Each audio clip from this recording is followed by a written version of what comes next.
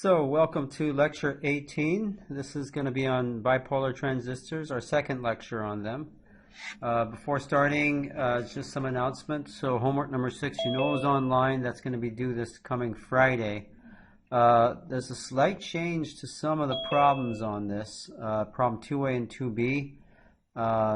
Basically to make them easier. We could keep the same problems, but we sort of decided that to make it a little easier this time, we'll change them a bit. So 2A, there's not really much of a change there. It's just add the saturation region to make it more correctly worded. But 2B, we're no longer asking for the capacitance from gate to source with the device in the saturation region. Rather, we're asking for it in the linear region.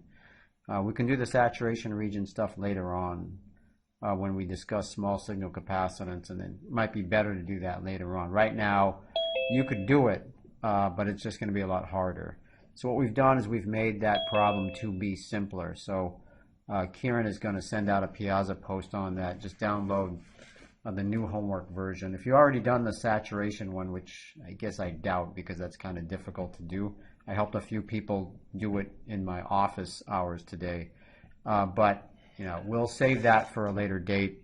We're making problem 2B a bit easier. So go ahead and download the latest version of the homework after Kieran has announced that he has changed it on Piazza. Let's see, other announcements. Lab number 3, you know the pre-lab is due next week. The experimental part for lab number 3 is due on the 19th. Those are all the announcements that I've got. Any questions about anything logistically in the class? Okay, seeing none. Our topics today, we're going to continue looking at bipolar junction transistor physics and operation. And so we were looking at the forward active region last time. We sort of looked at the physics. We'll keep doing some of that. We'll get to the large signal circuit model and then do some examples of operating points. An operating point means biasing up the transistor to be in the forward active region is sort of what that means, where we're usually going to be for a lot of this class. We'll then talk about other regions of operation, so the reverse active region and the saturation region. So all right, let's continue. Let's do a little bit of review of what we did last time. And so we talked about the cutoff region. That was not too exciting a region because what you do is you reverse bias. Well, first of all, remember a bipolar transistor is really two diodes back to back. And so if I have an N-type silicon here, I attach that to P-type silicon and attach that to N-type silicon here. And usually we have an emitter, base, and collector. The emitter is the one that's heavily doped N-type.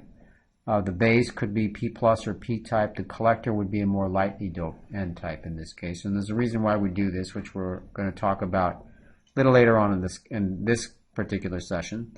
But when we reverse bias both of these junctions here, what happens is, of course, these diodes are off, so no current can flow.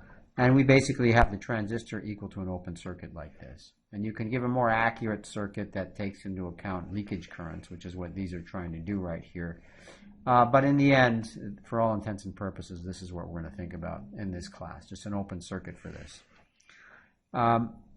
We then moved on to talk about the more important region of operation, which is the forward bias region of operation. And here, we took some time to understand what's going on here. And so just a little bit of review here. We're applying a VBE voltage across the base emitter junction. So it's going to be and we're forward biasing it, so this is going to be a positive voltage. We want more positive charge on the base than on the emitter. At the same time, we reverse bias the base collector junction, which means now we've got more positive charge on the collector than on the base. And so when we do something like this, of course, when you're forward biasing this base to emitter junction, the voltage that you're going to end up with is going to be about the turn-on voltage of the diode. So this is going to be about our 0.7 volts or thereabouts, depending on which diode you've got. In this class, we're generally going to be saying that's 0.7 volts. And what that's going to do is it's going to cause current to flow. And as you recall from our diode discussion and what you're doing in your homework right now, the way that current flows is that you inject current or electrons from the N-type material, which in this case is the emitter, to the P-type material, which in this case is the base. Those electrons get into the base. A lot of them get swept over this field that they love. So there's an electric field in that direction across the reverse biased collector-base junction. And so they love that field, and that sweeps them into the collector. And this then is the current that we're going to care about the most, this electron current. We don't want to lose any of the current going from the emitter to the collector, but because of the physical structure and because life is life, I suppose, electrons that try to get through the base, a lot of them get through because the base we make thin, but some of them run into holes. And when an electron runs into a hole, they annihilate each other, so they recombine. And that recombination, every time they recombine, you lose a hole there, so you got to grab another hole from the contact out here, from this network out here. And so that means you get current flow effectively going into the base. You get even more current flow going into the base because we forward bias this junction, and so some holes on the base side are going to want to inject into the N side, the emitter N side here, where they also create a current going through that. So these are the currents that then flow in our bipolar junction transistor under the forward active region, which again is the region that we're going to care about the most because this is the region where we can get the most gain to make an amplifier. I'll get back to this little plot that I have on this that you just saw on the right side. But before that, let me sort of identify some of these currents that are flowing. So first I've got these electrons injected from the emitter to base. And so let me label these by their numbers that I have on that side. So this is that current, 1. Right, so they're injected from emitter to base. And more of those electrons are out here. Then 2, there's holes injected from the base to the emitter. And so that's this current component here. So I can call this current component 2. And since that's a continuous current that's going between the emitter and the base, I could say that I also have current component 2 coming in this direction. Okay? Then I've got recombination of electrons and holes in the base. And so that amount of recombination of electrons and holes in the base is this current right here. So I can call that current number 3. And so that recombination is happening here, but I could say that current's coming from this portion here, and I can also say it's coming from that portion that I've shown there. So I've got my 3 components of current that are flowing through this whole thing. And if I wanted to define the different currents going into this transistor, so remember when I showed the transistor before, if this is the base, that's the emitter, that's the collector, then the current going out of the emitter is called I sub E. Current going into the collector, I sub C. The current going into the base is I sub B. And using all of these up here, where we can identify the physical currents flowing, whether they're electrons or holes, obviously the collector current, all this current coming in this way is basically all the electron current coming out that way. That's going to be equal to this INB, which is that number 1 component that we're looking at there. The emitter current here is going to be a combination of all of these currents, the number 1, the number 2, and the number 3 going through this whole thing. And then finally this base current, all the current coming in from this side, that's going to be equal to this current component 2 and this current component 3 together. Okay, so those are the currents that make these up, and so it's obvious why I'm doing this. I want to now put physical equations next to each of these currents in terms of things like voltages being applied, doping concentrations, dimensions of this whole structure here. But before doing that, in order to get those currents, let's again review what kind of current flows. Let me go back one here and go back to this little chart that I have there. And so I'll keep the transistor up here. I'll have this little chart right here. And in this little chart, what I want to do is plot the carrier concentrations, in particular the minority carrier concentrations. That means carriers that are in an area where the other carriers are huge in numbers. So if this is, and this is corresponding then to the physical structure that I've drawn above here, but this is going to be the emitter side down here. And so since the emitter is N+, this whole side is going to be filled with electrons. And so what happens as I inject holes into there is the holes go from being majority carriers in the base to minority carriers in the emitter on this side here. And we know that the way that those carriers move is by diffusion. It's because suddenly I've injected a lot of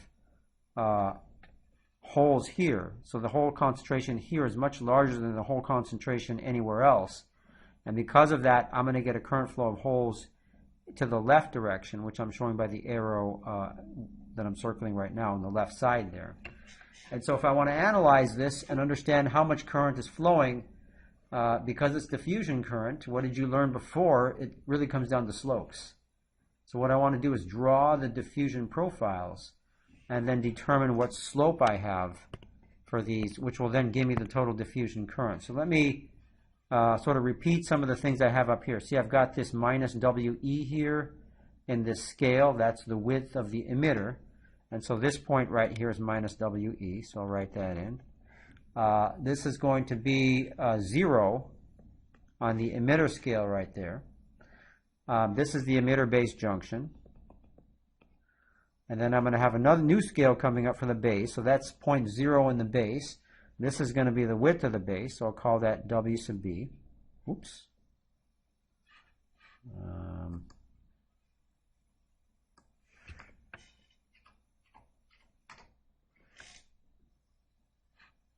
Okay.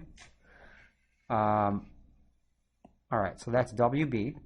This is the base collector junction right there. And so that I'll start that at 0 there. And this is then going to be the width of the base collector. But I'm not really going to care that much about this part here because there aren't that many diffusion currents going on this side. That's basically just electrons being swept over this depletion region into this side here. But I'm going to worry about the concentration profiles, at least on the emitter and the base side here. And so first of all, on the emitter side, say this point right here is the point where I have the equilibrium concentration. So this point right there that I just drew, the equilibrium concentration of holes in the emitter. And say that after applying a forward bias, I inject some holes and their concentration then at this point is this high. Then what's going to happen? Then they're going to slope down like this, and I'm going to assume in this case that the emitter is somewhat large. If it's large, then this is going to look like this.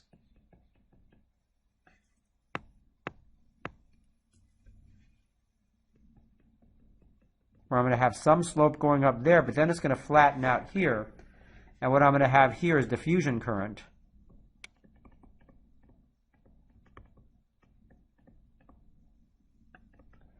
And this right here is going to be drift current in this region because there's no slope there, but there's still current flowing.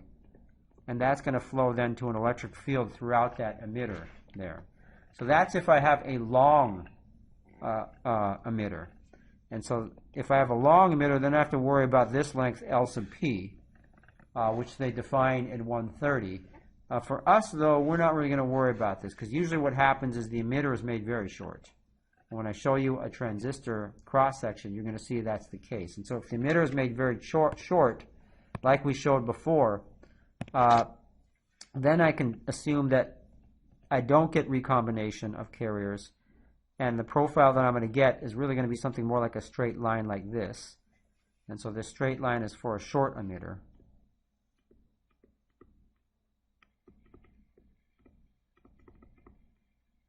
In which case, let me write that a little bit better there.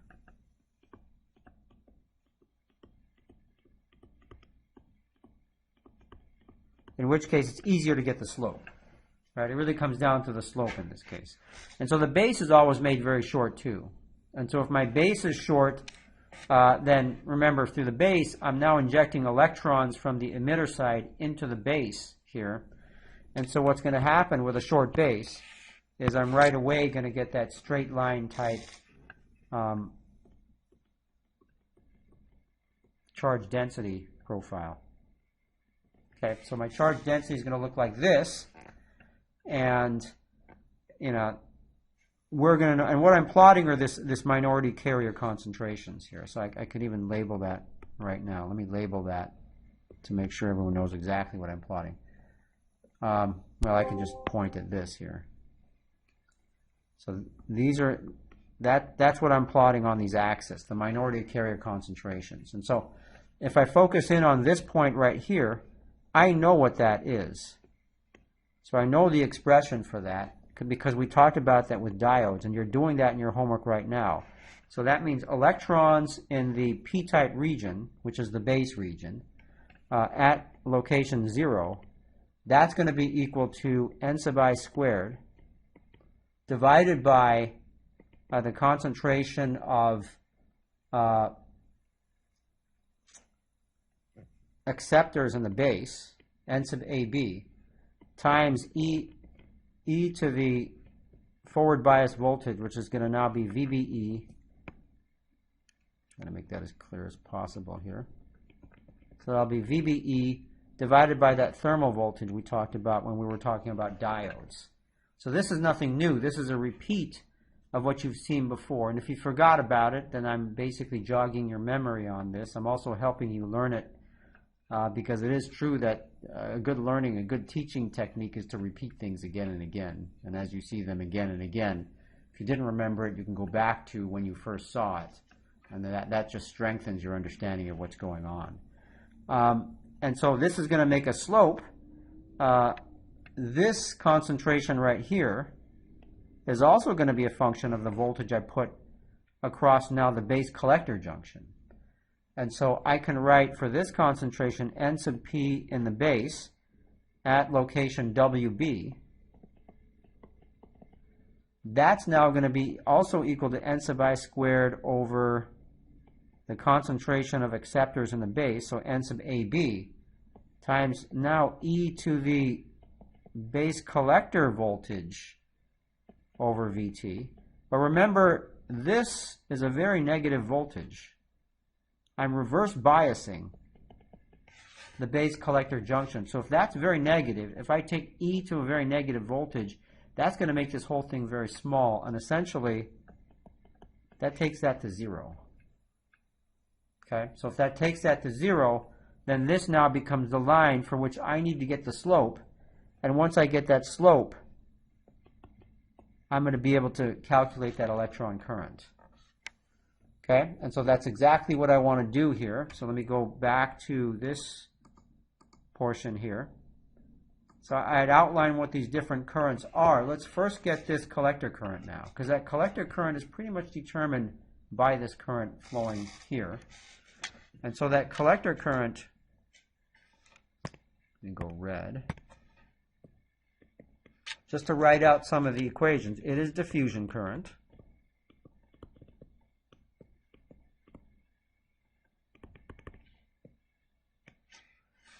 And I can write that current as I sub NB. That's going to be equal to, since it's electron current, the current direction is going to go opposite to the electron current direction. So I'll put a minus sign out here. So this will be minus the cross-sectional area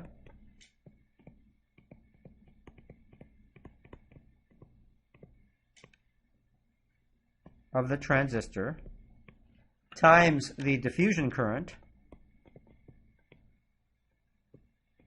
of electrons in the base. And that's pretty much given by this slope that I've got here. And so I can also write this like I did for diodes. So I'm really just writing out the same equations that I wrote for diodes here. Whoa.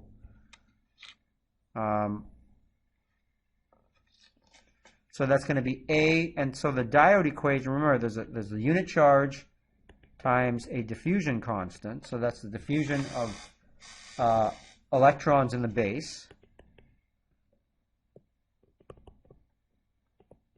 So I'll write that out. Diffusion constant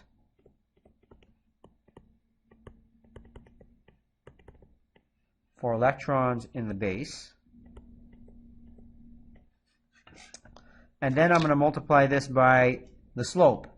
So this is going to be the derivative of NP as a function of x with respect to x And this is electron concentration. So remember, the N denotes electron concentration. And the P right here says that it is in the p-type region.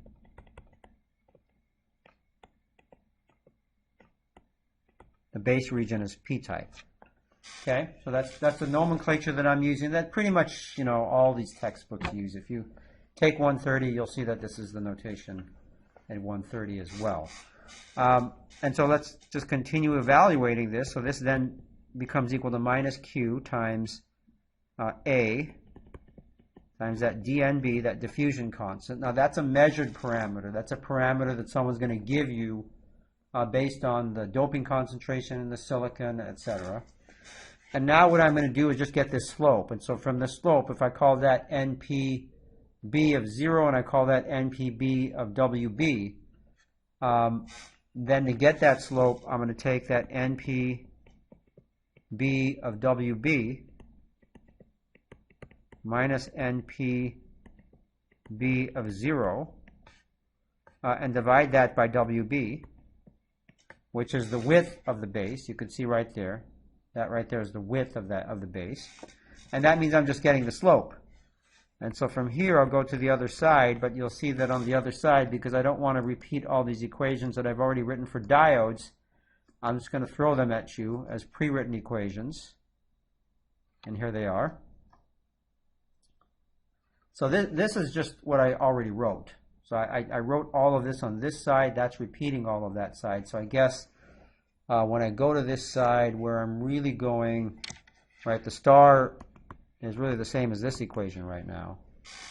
Okay, and so now I also wrote these out on the other side. So just plugging these in for NPB of WB and NPB of 0, you end up with this expression. Okay, so this now becomes the current, the electron current going through the base that is injected across the base emitter junction. And so you can see what it depends on. It depends on the unit charge, the cross-sectional area, this diffusion constant. Makes sense, it's a diffusion current. The intrinsic carrier concentration, which remember is 1.45 times 10 to the 10th per cubic centimeter. But here's the more interesting thing. It depends on 1 over the base, the concentration of acceptors in the base, and the base width. Okay, and then there's e to the VBE times VT power there. And that's component number 1. So that tells me what this component for collector current is. So the collector current is basically equal to this, where I'm calling that now I sub s times e to that. And that basically identifies this as I sub s. Okay, so I sort of have, I'm getting my physical picture here. And by physical picture, I've got equations that are modeling how much current will flow. And these equations are based on the design of my device.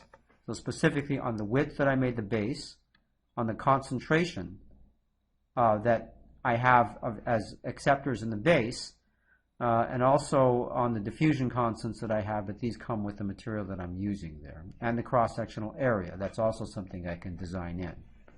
Okay, so that's derivation of that one current component. And now I've got another current component number 2. Remember, 2 was holes injected from the base to the emitter. So if I go back here, that's this current that I'm looking at. Same mechanism. I'm forward biasing this junction, and so that's going to throw some holes into the emitter, and that's going to cause some base current there. And so same kind of formulation.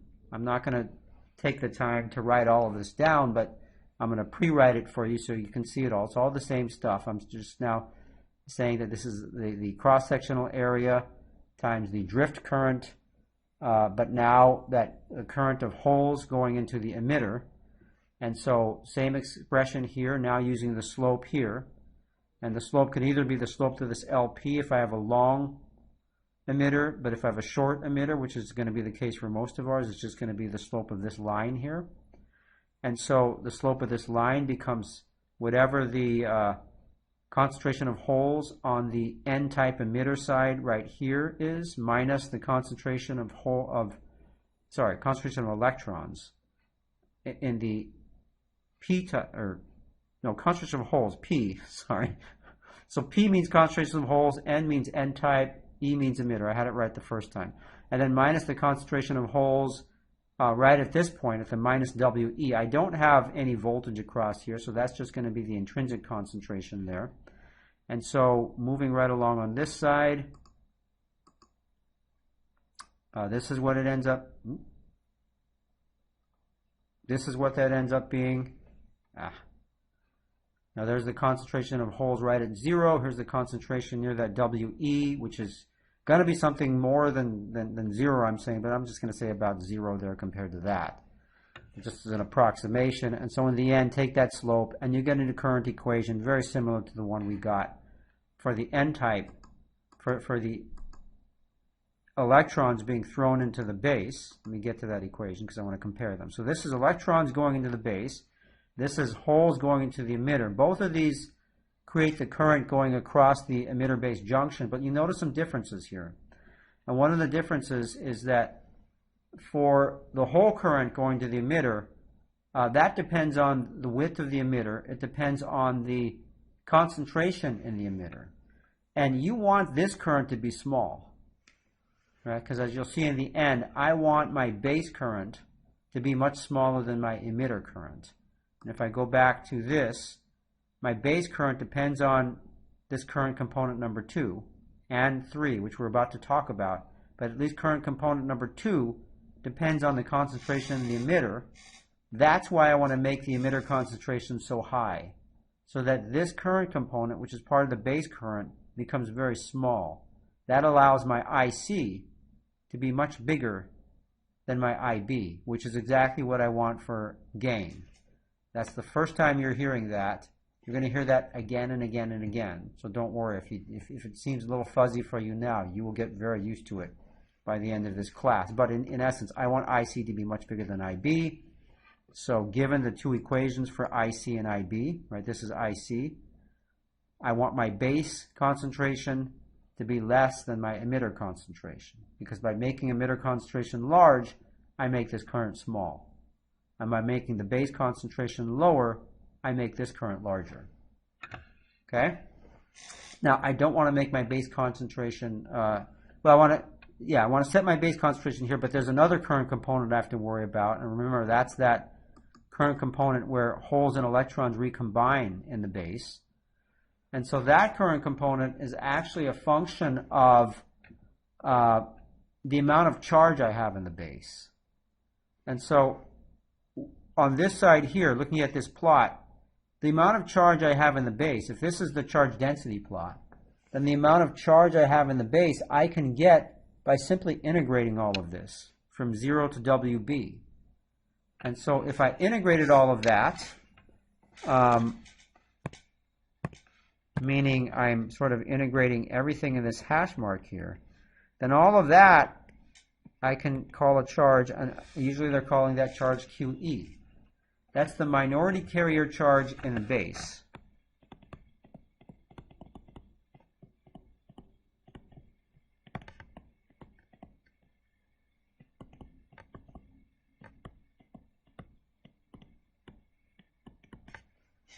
Okay?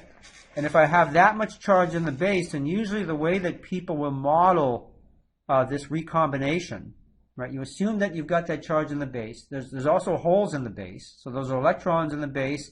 There's also holes in the base. Inevitably, some of those electrons are going to run into holes. There's a statistical variation for that. And to model that statistics, what they use is a minority carrier lifetime in the base. So this is how long, on average, an electron can survive in the base without meeting a hole and being annihilated. Okay, this is obviously something that's measured. You can also, there's also some formulations for this as well, but we won't discuss it in this class. I'm just going to throw this tau b at you.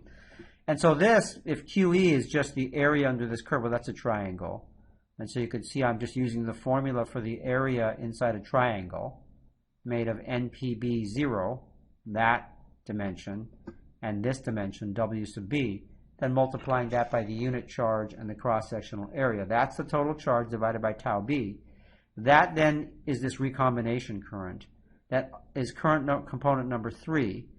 And so, without giving you tons of details here, this also depends on the e to the VBE power as well. And so in the end, this contributes to base current. So I can go back here. And so base current is both that whole current injected from the base to the emitter and that recombination current in the base. Again, I want base current to be small because I want this factor called the forward current gain, beta F. I want this to be large.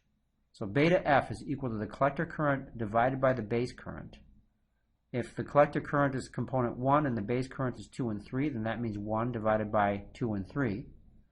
And so I've derived equations for 2 and 3. They all have the exponent on them, which just factors out from the top of numerator and denominator.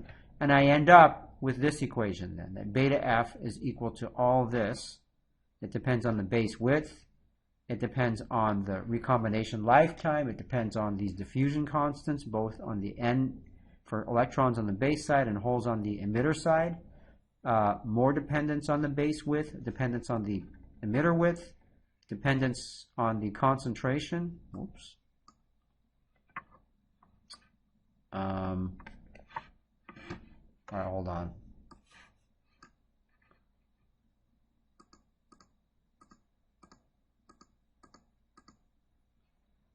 Dependence on, different concentrations. There you can see that direct dependence, NAB over NDE there. And so you can see all of these concentrations there. And if I want beta F to be large, remember this is to the -1 power. If I want beta F to be large, then I want NDE to be much larger than NAB in this. And so all those little dependencies you can see there. So you want that greater than that.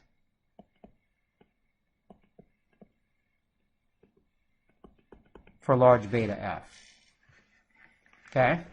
Now I could say even more of that. I guess I'm getting ahead of myself because I've written down some of these things in the next page. But to maximize beta F, I want WB to be small. Okay, I want NDE to be much larger than NAB.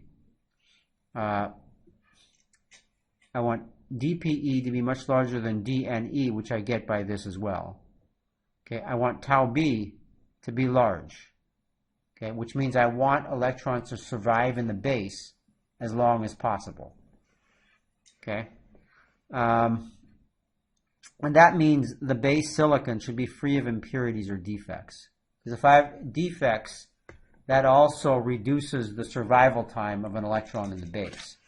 And so that's part of the reason why silicon is very pure, and that's why you have to wear, say, PPE, basically, when you're inside a semiconductor foundry. You have to wear all this gear to prevent yourself from contaminating your silicon wafers. Okay, so this is physics. This is the physics of bipolar junction transistors in the forward active region, going sort of quickly. But I'm doing it fairly quickly because a lot of this physics is based on the physics that we already learned with diodes. I'm going very fast through this, so I recommend you go back to this lecture and you stare at it longer to make sure you understand all the different things that I did. It's all there. And it's based on stuff that we talked about for diodes, but you may have forgotten some of that stuff. So I think to really understand this for a lot of you, you're going to have to pull up your diode notes and pull these notes up and compare and contrast to understand the whole thing. That's what I would do if I were you. Okay, there's a question online. We want to maximize beta F because IC is the direct... Yes, exactly. IC is the current we want. So in a bipolar junction transistor, remember what a transistor is doing.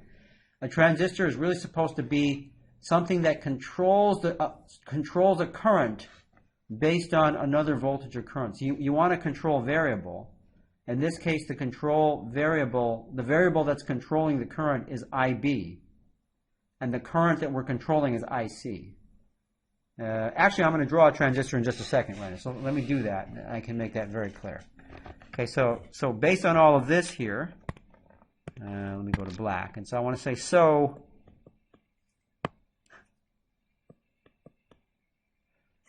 beta it relates IB and IC.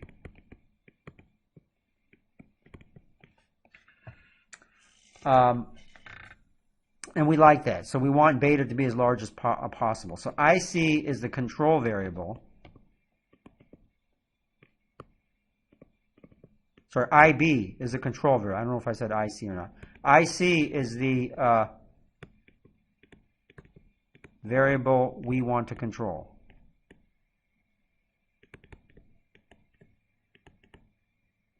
So I change IB very slightly. I want IC to change a lot.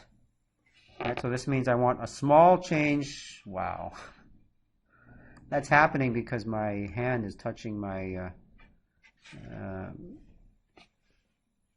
my screen, and it's making things move. So what I want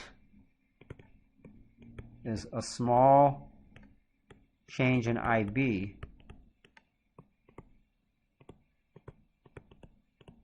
to cause a large change in IC. And that's why I want beta large.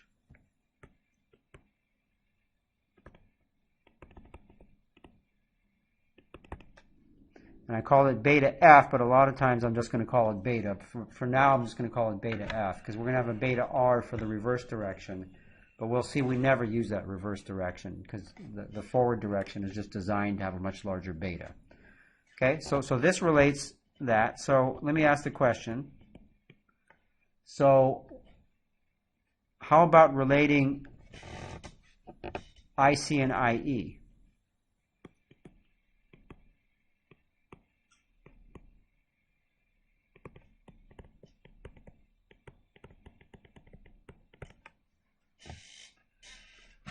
Okay, so let's talk about that here. And so to relate IC and IE, we just go back to our circuit design principles. Okay, there's a question.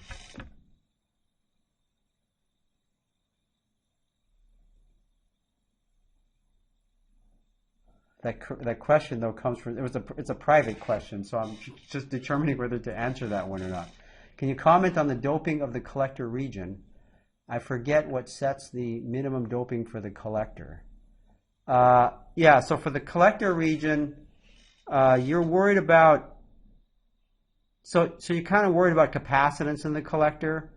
So you want it more lightly doped. There are other reasons for that too, but one of the big reasons is you want it more lightly doped so that those capacitors in the collector will also be much smaller around that.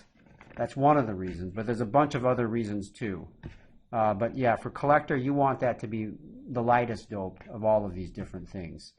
There's a bunch of second order effects that I'm not going to talk about in class. I'm not going to go into those things too. Those things you learn in 130. But for now, that reason I just gave you is a really good one. So how do we relate IC and IE? And so we do that just through circuit analysis. So let's go back to our transistor symbol. And we haven't been using this transistor symbol yet much, but believe me, you may get tired of this transistor symbol by the time we're done with this class. But that's IB, that's IC, this is IE.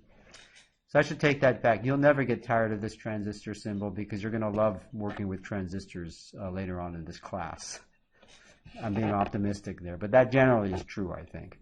And so in this, just using Kirchhoff's current law, I have to have, right? So if I have Kirchhoff's current law, I have to have the case that IE, my emitter current, has to be equal to my base current plus my collector current. And so I already have an equation for my base current. That's equal to my collector current divided by beta.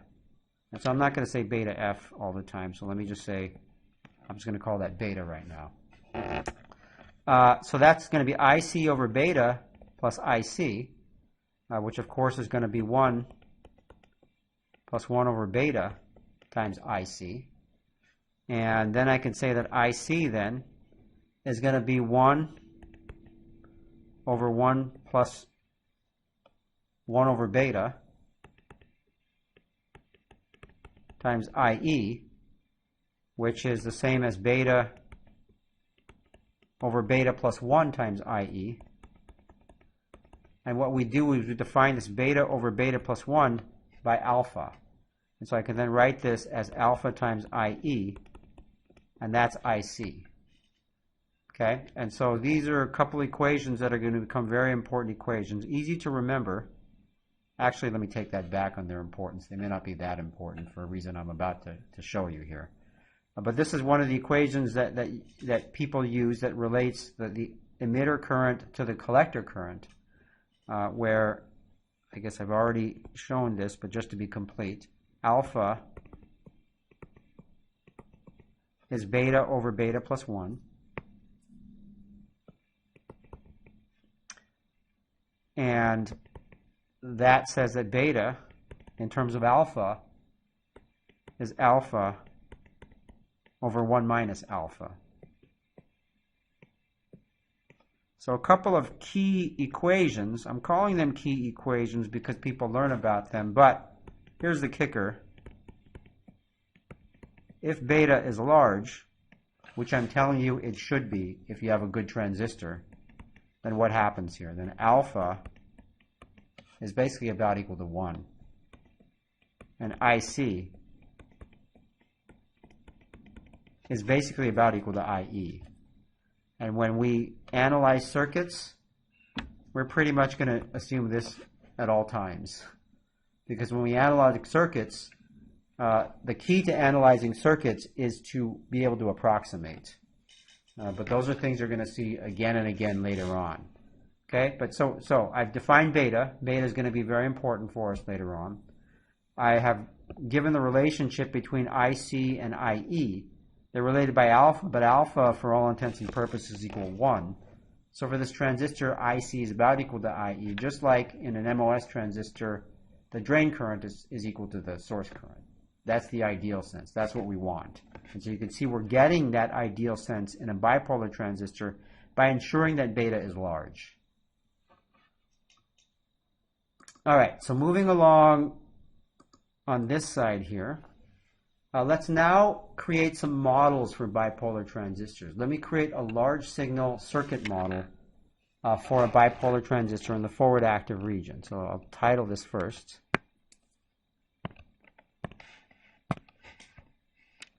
So equivalent large signal. So why am I saying large signal? Because later on we'll talk about small signals. There'll be a different regime that we'll do. But for right now, when I say large signal, assume that this works for any signal. So large signal circuit models for BJTs in forward active.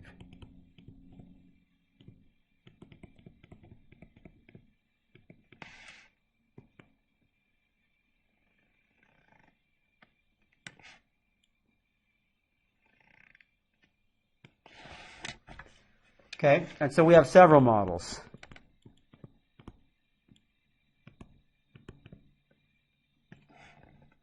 Okay, and what I'm going to show are the two most popular ones.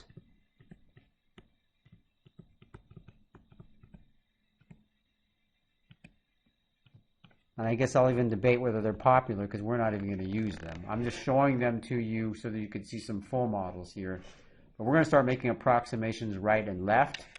And so these models that I'm showing you are really so you can get an understanding of how people make models when they're first making models. And so here's my bipolar transistor. I have a base, collector, an emitter.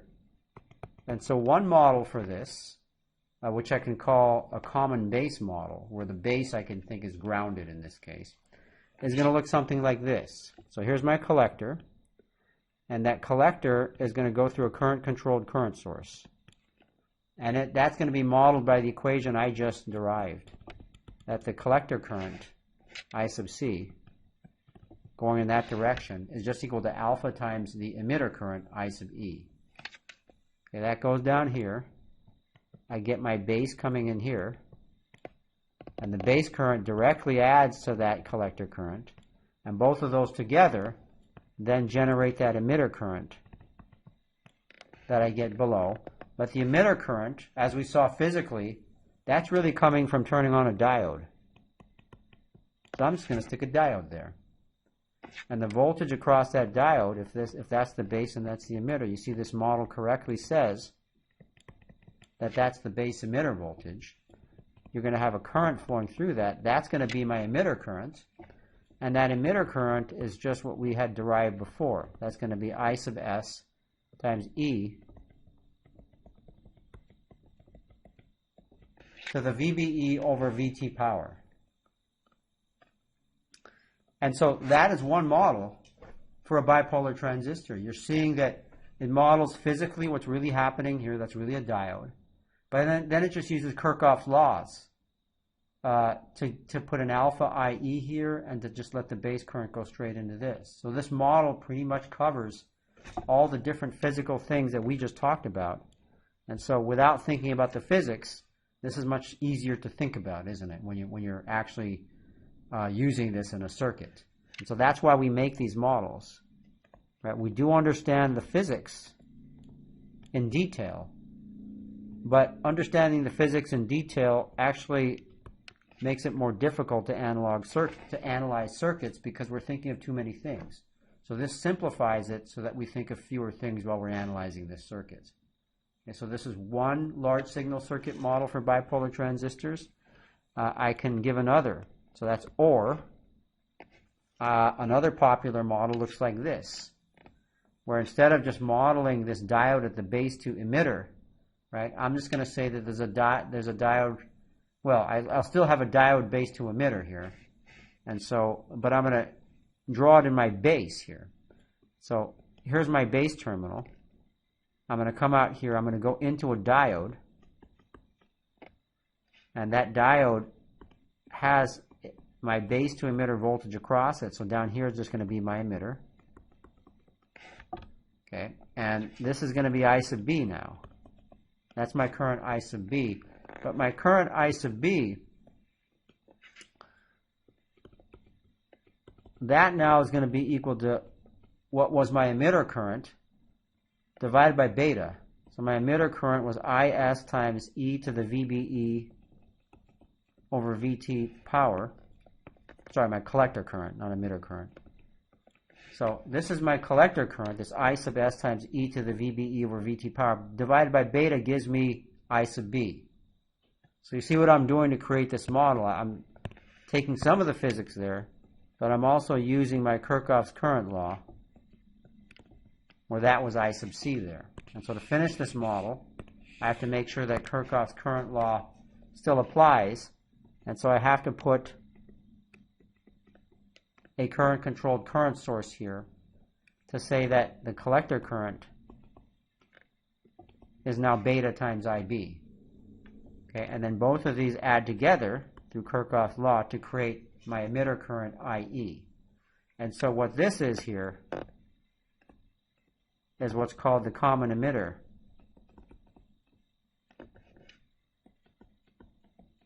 Large signal equivalent circuit. Both of the equivalent circuits, this one above here and the one down here, they're exactly equivalent.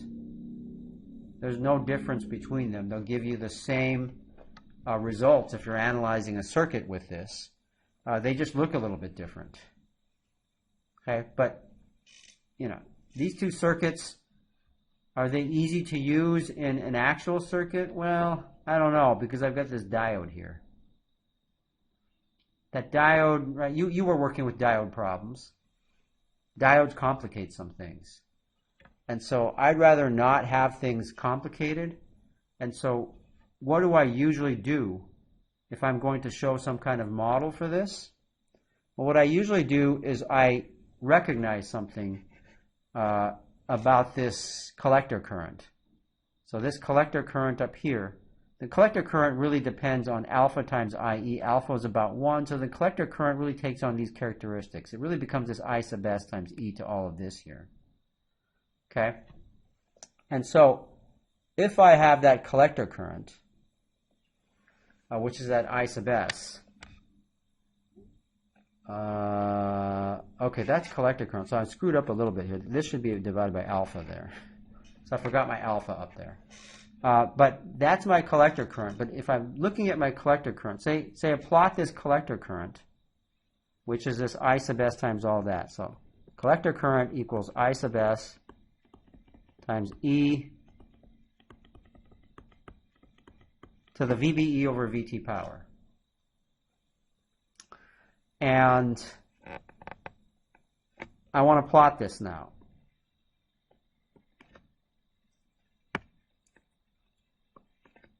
Versus VBE.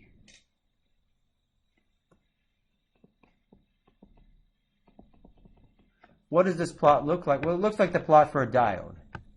And so what does a plot for a diode look like? It looks like this.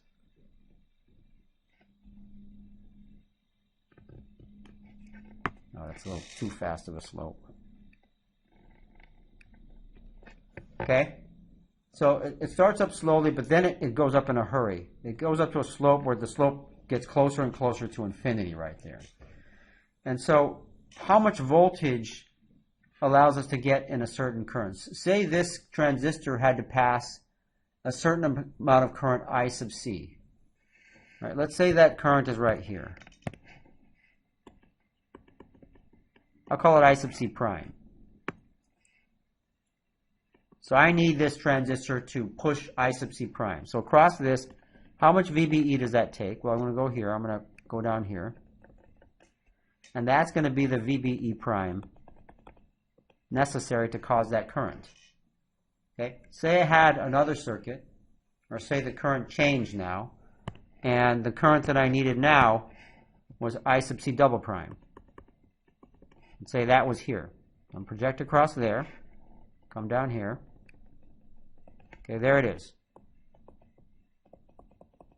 That's VBE double prime. Say I had a third current somewhere. Say it was here. I sub c triple prime. Project this down.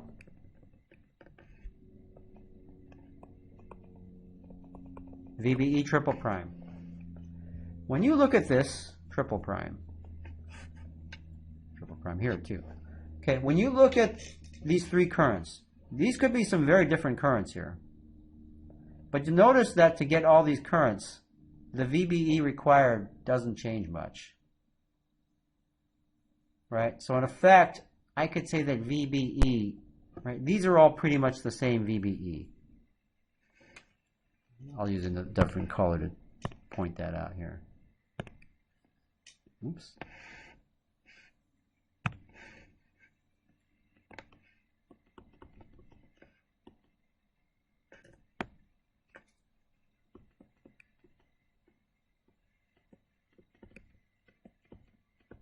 So I'll say they're all quite close. And then basically they're all pretty much about 0.7 volts. Right? One of them might be, do I dare put some numbers? I mean, one of them might be 0.707 volts. The other one might be 0.71 volts or something. But, you know, it's pretty much 0.7 volts for this. And so observing this, that no matter what current I'm sending through this, I pretty much always get something very close to 0.7 volts. Why am I playing around with this equation here that has e to the VBE VT? Right? That's just going to make my life harder. What I will do, what I want to do, and what people do then to make things easier. And so this is your first example of approximation. Okay? What people usually do. So I'll just say, you usually won't use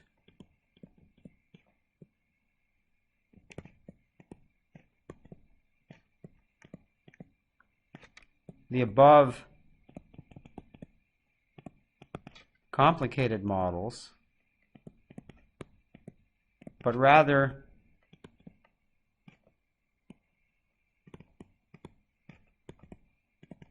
we'll use this. So here's my transistor. Yes, this is still for that very bipolar transistor in the forward active region.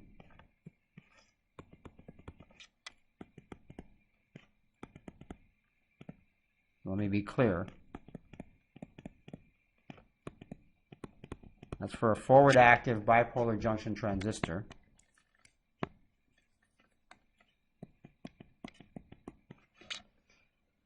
That model now becomes this. So here's my base. I'm just going into a battery now. And that battery is whatever the on voltage is for that diode. I just said that that's pretty much always 0.7 volts. This is going down to my emitter. And then my collector, if this is my base current, I sub B, then I know that my collector current should be equal to beta times I sub B. That's my collector. There's my collector current, and to be complete, that's my emitter current. And this is a model for an NPN transistor. Okay? And see what we're doing? We're not even thinking of this as a diode anymore. We're just saying I'm dropping a voltage of 0.7 volts from base to emitter, and I'm always doing that. And you'll see this is exactly what we're going to do when we actually start doing transistor circuits. So before we end up, let me do one more thing.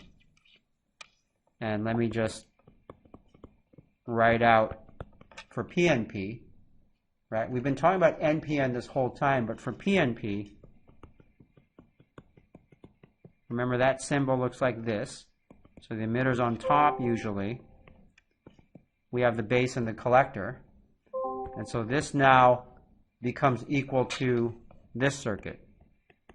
So the emitter on top. I'm going to copy that above circuit, except now I'm still going to have a voltage across here. This is going to be my VBE on, and it's going to be dropped from emitter to base.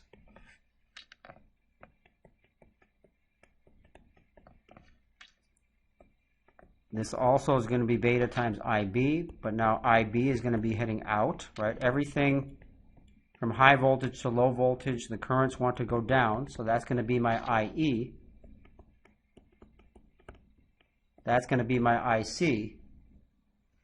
And I can either call this beta times IB, I can even call this alpha times IE. And so this is what the circuit will be for PNP. And for this, you know, we didn't do any derivations for PNP or whatever, but they're pretty much the dual, right? They're the dual of NPN. And so it's a good exercise to go through.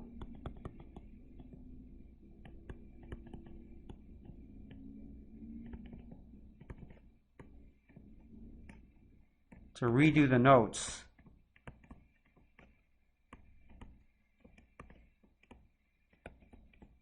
But for PNP, because if you do this, this will really help you understand bipolar transistors.